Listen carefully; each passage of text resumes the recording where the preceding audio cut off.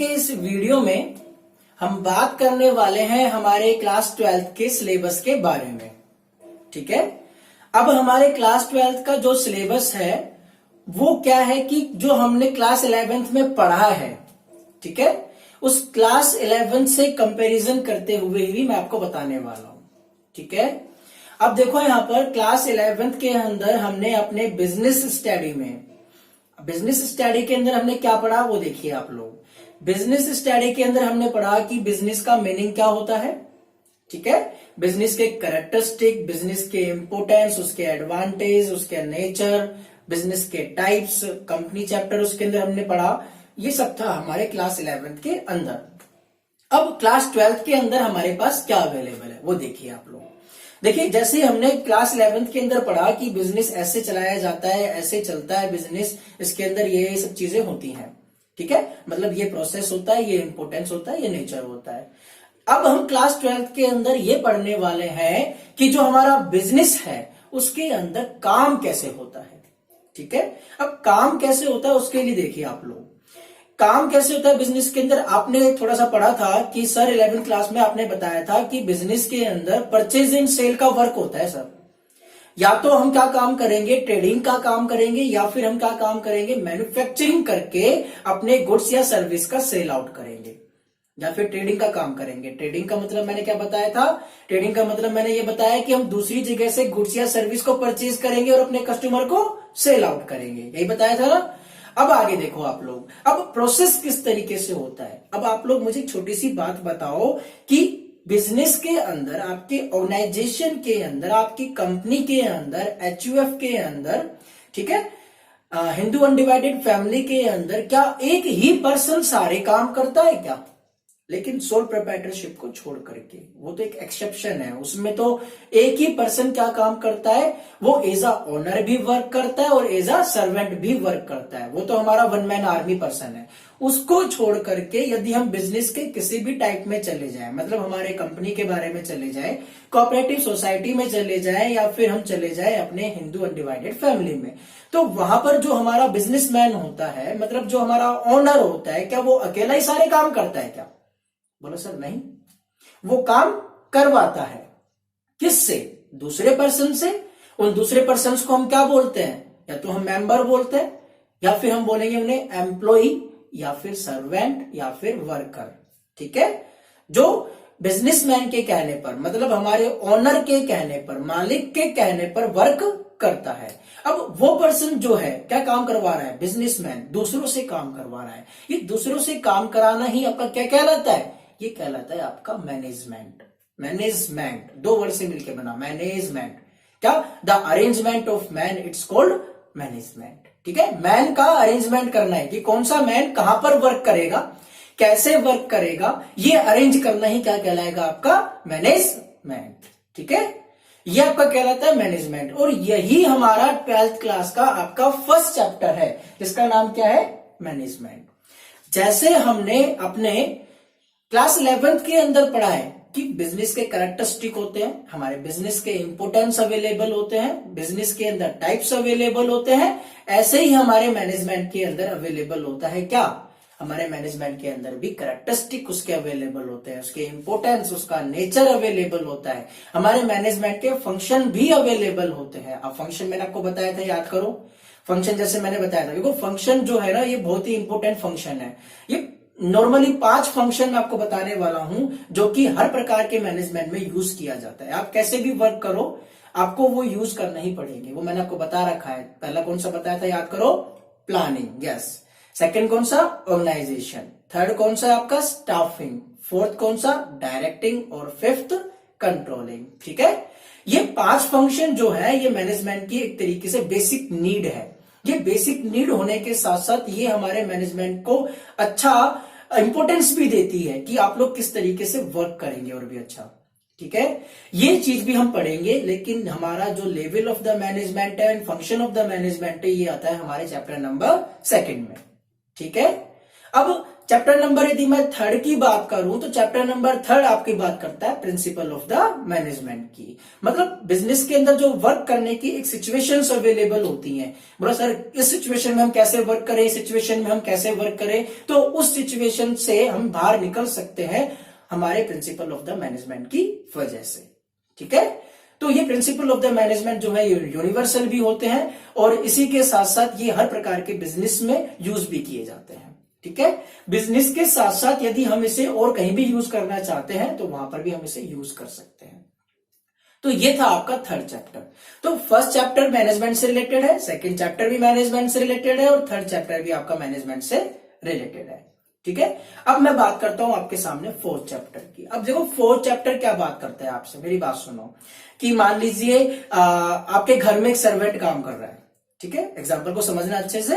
आपके घर में एक सर्वेंट काम करता है और उस सर्वेंट को आप देते हैं सैलरी। क्या देते हैं? सैलरी, पैसे देते हैं। तो वो सर्वेंट क्या सोचते हैं, अरे मैं काम कर रहा हूं तो मुझे बदले में क्या मिल रहा है, मुझे बदले में मिल रहा है सैलरी। मतलब उसे कहीं ना कहीं फाइनेंशियल प्रॉफिट हो रहा है, नहीं हो रहा है? फाइनेंशियल प्रॉफिट हो रहा है ना। तो इसे हम कहते हैं फाइनेंशियल टेक्निक। किस लिए? दूसरों से काम करवाने के लिए। अब दूसरों से काम करवाने का ये हमारा फाइनेंशियल टेक्निक होता है और उससे वो कहीं ना कहीं क्या होता है, मोटिवेट होता है वो काम करने के लिए। जब वो मोटिवेट हो रहा है काम करने के लिए तो हमारा यही चैप्टर फोर्थ, उसका नाम भी क्या है हमारा, मोटिवेशन, कि वो किस तरीके से अपने वर्कर को और अपने एम्प्लॉय को मोटिवेट करे। ठीक है, अब हम नेक्स्ट बात करते हैं टॉपिक की अपने। अब देखो मोटिवेशन चैप्टर वैसे तो बहुत डीपली चैप्टर है, यदि आप इसके अंदर पूछना भी चाहते हैं तो वो जब हम पढ़ेंगे ना तो इसके अंदर और डीपली तरीके से पढ़ते हुए चलेंगे। हालांकि थोड़ा थोड़ा मैंने आप बच्चों को बता रखा है। ठीक है, लेकिन फिर भी कोई परेशानी हो, कोई डाउट हो तो आप लोग जैसे एक्स्ट्रा क्वेश्चंस अवेलेबल होते हैं तो आप लोग पूछ सकते हैं। ठीक है, आगे चलता हूं मैं अब आप लोगों के सामने। देखो एक बिजनेस है मेरा, उस बिजनेस के अंदर एम्प्लॉय वर्क कर रहे हैं बहुत सारे। अब जब एम्प्लॉय बहुत सारे वर्क कर रहे हैं तो उस सिचुएशन के अंदर सारे के सारे एम्प्लॉय की थिंकिंग है ना जो अलग अलग भी हो सकती है। ठीक है, बिजनेस के पॉजिटिव वे में भी हो सकती है और बिजनेस के नेगेटिव वे में भी हो सकती है। तो एक पर्सन होता है जो सभी एम्प्लॉयज को अपने अंडर में कंट्रोल करके रखता है। कंट्रोल ऐसा नहीं है कि उसने कोई फॉर्मली कंट्रोल कर रखा हो, वो इनफॉर्मली कंट्रोल करके रखता है। ठीक है, तो उस पर्सन को हम कहते हैं लीडर। क्या कहते हैं? लीडर। ठीक है, जैसे क्लास का मॉनिटर अवेलेबल होता है, वो क्लास के सभी स्टूडेंट्स को क्या करता है, कंट्रोल करके रखता है। ठीक उसी तरीके से बिजनेस के जितने भी हमारे एम्प्लॉय और वर्कर वर्क करते हैं उनके ऊपर एक पर्सन होता है। वो पर्सनली जो होता है वो फॉर्मली नहीं होता, मतलब बिजनेस ने नहीं लगा रखा उसे, बिजनेस ने नहीं लगाया उसे, बिजनेस ने अपॉइंट नहीं किया एज अ लीडर उसे, वो ऑटोमेटिकली एम्प्लॉय के बीच में क्रिएट हो जाता है और वो पर्सन आपका कहलाता है लीडर। तो किस पर्सन के अंदर लीडरशिप की क्वालिटी आती है, कैसे वो आती है, किस तरीके से वो डेवलप की जाती है, वो सब हम चीज पढ़ते हैं किसमें, चैप्टर नंबर 5 में। क्या नाम है उसका? लीडरशिप। अच्छा, चैप्टर नंबर 6 की बात करता हूं मैं अब। चैप्टर नंबर 6 क्या कहता है आपका, देखो जैसे आपने क्लास 11th में पढ़ा था, क्लास 11th में आप लोगों ने ये पढ़ा कि हम किसी भी बिजनेस के अंदर गुड्स या सर्विस का सेल करेंगे, लेकिन सेल सर करेंगे कहां पर, वो हम करेंगे मार्केट में। अब मार्केट के अंदर जब हम सेल करेंगे तो किस तरीके से अपने प्रोडक्ट को लॉन्च करें। ठीक है, सर्विस को किस तरीके से हम लॉन्च करेंगे।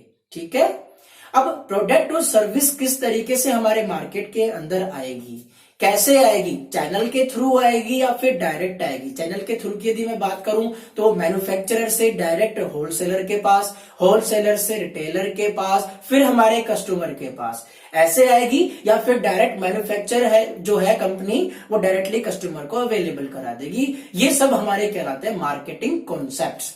मतलब ये सब चीजें जो हम पढ़ने वाले हैं कि किसी भी गुड्स या सर्विस का लॉन्च कैसे करना है, क्रिएट कैसे करना है, मार्केट में उसे लेकर के कैसे आना है, तो वो सब चीजें हम कहां पढ़ेंगे, अपने चैप्टर नंबर 6 में। चैप्टर नंबर 6 आपका क्या कहता है, मार्केटिंग के बारे में। ठीक है, अब हम बात करते हैं, देखो बिजनेस के अंदर प्रॉफिट कब होता है, जब हमने जो गुड्स या सर्विस बनाया हुआ है, क्रिएट किया हुआ है, जब वो कंटिन्यूअस, ठीक है, कंटिन्यूअसली आपका वो सेल आउट होता रहे। अब सेल आउट कैसे होगा, जब हम सेल्स में इंक्रीज करेंगे। सेल्स में इंक्रीज कैसे होता है, जब कस्टमर परचेज करते हैं। तो कस्टमर कैसे परचेज करे, ठीक है, वो सब हम पढ़ते हैं अपने चैप्टर नंबर 7 के अंदर, जो कि हमारा 7 चैप्टर क्या कहता है आपका, सेल प्रमोशन। कैसे हम इंक्रीज करें, हाउ टू इंक्रीज, हम कैसे इंक्रीज करें अपने सेल के प्रमोशन को, मतलब सेल्स के इंक्रीजमेंट को। ये कहता है आपका चैप्टर नंबर 7। चैप्टर नंबर 8 की बात करते हैं। चैप्टर नंबर 8 ये कहता है कि आपके पास जो गुड्स या सर्विस अवेलेबल है, ठीक है, मतलब जिस मैन्युफैक्चरिंग कंपनी ने जो गुड्स बनाया है और सर्विस बनाई है उसकी नॉलेज हम कस्टमर को कैसे दें, ठीक है। अब नॉलेज कैसे देते हैं हम, नॉलेज देंगे हम एडवर्टीजमेंट के जरिए। अब ये एडवर्टीजमेंट जो है रेडियो पे भी आ सकता है, आपके टीवी में भी आ सकता है, इसके अलावा आपके न्यूज़पेपर में भी आ सकता है, ठीक है। तो ये एडवर्टीजमेंट के चैप्टर के अंदर हम लोग पढ़ने वाले हैं कि किस प्रकार से, किस तरीके से हम अपने गुड्स की या सर्विस की नॉलेज हम दे सकते हैं अपने कस्टमर को। नॉलेज देने के लिए, मैंने यहां पर ये नहीं बोला सेल्स में इंक्रीजमेंट करने के लिए। अच्छा, मैं आपको एक छोटा सा एग्जांपल बताता हूं। आप लोगों ने वो कोलगेट टूथपेस्ट का एड देखा होगा जिसमें वो पर्सन कहता है कि वो लड़की आती है निकल करके, क्या बोलती है वो, क्या आपके टूथपेस्ट में नमक है? वो इस तरीके से बात करती है ना। वो ये थोड़ी कहती है कि हमारे इस कोलगेट को आप खरीदिए, इसके अंदर नमक है। खरीदने की बात थोड़ी करती है, मतलब अपने सेल्स की बात थोड़ी कर रही है। सेल्स तो उसका सेकंड प्रायोरिटी है। वो फर्स्ट प्रायोरिटी क्या कह रही है कि क्या आपके टूथपेस्ट में नमक है, क्या आपके टूथपेस्ट में नमक है, मतलब हमारे इस कोलगेट एक्टिव सोल्ट के अंदर नमक है। मतलब वो अपने कोलगेट ब्रांड है, जो कोलगेट जो हमारा प्रोडक्ट है, उस कोलगेट प्रोडक्ट के बारे में क्या दे रही है, हमें नॉलेज दे रही है। तो इस सब चीजों के बारे में हम पढ़ेंगे अपने चैप्टर नंबर 8 में। ये हमारा कहलाता है एडवर्टीजमेंट, ठीक है। चैप्टर नंबर 9 की यदि हम बात करते हैं तो चैप्टर नंबर 9 और 10 दोनों सिमिलर चैप्टर अवेलेबल हैं। ये चैप्टर नंबर 9 और 10 आपकी कहते हैं लॉ के बारे में, ये कानून के बारे में आप लोगों को बताने वाले हैं। देखो, कानून जैसे कि आप लोगों ने पढ़ा भी होगा, धारा 356 के अकॉर्डिंग फांसी की सजा दी जाती है। ऐसा इसके अंदर हम नहीं पढ़ेंगे, हम पढ़ेंगे बिजनेस लॉ के बारे में कि बिजनेस के अंदर किस तरीके से लॉ को कंडक्ट किया जाता है। इसके अंदर हम बात करेंगे अपने कॉन्ट्रैक्ट एक्ट की बात करेंगे कि दो पर्सन के बीच में कॉन्ट्रैक्ट कैसे क्रिएट किया जाता है, एग्रीमेंट कैसे क्रिएट किया जाता है, एग्रीमेंट और कॉन्ट्रैक्ट में डिफरेंस क्या होता है। ये सभी हम पढ़ने वाले हैं अपने चैप्टर नंबर 9 में और 10 में। ये हमारा लॉ का पोर्शन है, ठीक है। और मार्क्स के यदि हम एडवांटेज देखें तो सबसे ज्यादा मार्क्स का भी ये अवेलेबल है, 16 मार्क्स का है हमारे ये, और आगे आने वाली स्टडी में भी रिलेटेड है। जैसे कि यदि आप CS करना चाहते हैं, CA करना चाहते हैं, तो उसमें भी ये चैप्टर नंबर 9 और 10 आपकी बहुत हेल्प करेंगे। बीकॉम में भी ये बहुत हेल्प करेंगे आपको, है ना। आगे यदि हम बात करते हैं चैप्टर नंबर 11 की। चैप्टर नंबर 11 बात करता है आपके एंटरप्रेन्योरशिप के बारे में। देखो, आप लोगों को पता है कि एक पर्सन जो बिजनेस को ओपन करता है, बिजनेस के अंदर अपना इन्वेस्टमेंट करता है और उसका ओनर बन जाता है, वो बन जाता है हमारा कौन, बिजनेसमैन। तो सर एंटरप्रेन्योर क्या होता है? एंटरप्रेन्योर क्या काम करता है? वो बिजनेस को स्टार्टअप करने का सोचता है। स्टार्टअप मतलब बिजनेस को स्टार्ट करने का सोचता है। स्टार्ट करके वो क्या काम करता है, अपना खुद का एक एंटरप्राइज बनाता है। एंटरप्राइज बना करके फिर वो क्या काम करता है, अपने बिजनेस का एस्टेब्लिशमेंट करके बिजनेस को स्टार्टअप कर देता है। हो क्या रहा है, हो ये रहा है कि जो पर्सन खुद आता है, आगे बढ़ता है, किस लिए, बिजनेस को चलाने के लिए, वो कहलाता है हमारा एंटरप्रेन्योर। कौन कहलाता है? एंटरप्रेन्योर। और वो किसका एस्टेब्लिशमेंट करता है? एंटरप्राइज का, ठीक है। और ये प्रोसेस हमारी पूरी कहलाती है एंटरप्रेन्योरशिप। तो ये चैप्टर हमारा 11th है।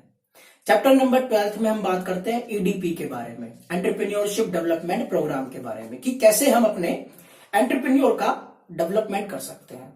ट्रेनिंग भी दे सकते हैं, ट्रेनिंग के साथ साथ हम उन्हें फाइनेंशियली भी प्रोवाइड करा सकते हैं, फाइनेंस भी प्रोवाइड करा सकते हैं, पैसे भी प्रोवाइड करा सकते हैं। जैसे कि गवर्नमेंट की कुछ स्कीम्स ने कह रखा है कि यदि कोई भी एंटरप्रेन्योर हमारा निकल करके आता है बाहर और उसे कोई बिजनेस स्टार्टअप करना है, तो बिजनेस स्टार्टअप करने के लिए हम उसे लोन प्रोवाइड करेंगे। तो गवर्नमेंट ने अपनी फैसिलिटी भी इसमें दे रखा है। तो यह है आपका चैप्टर नंबर 12 EDP।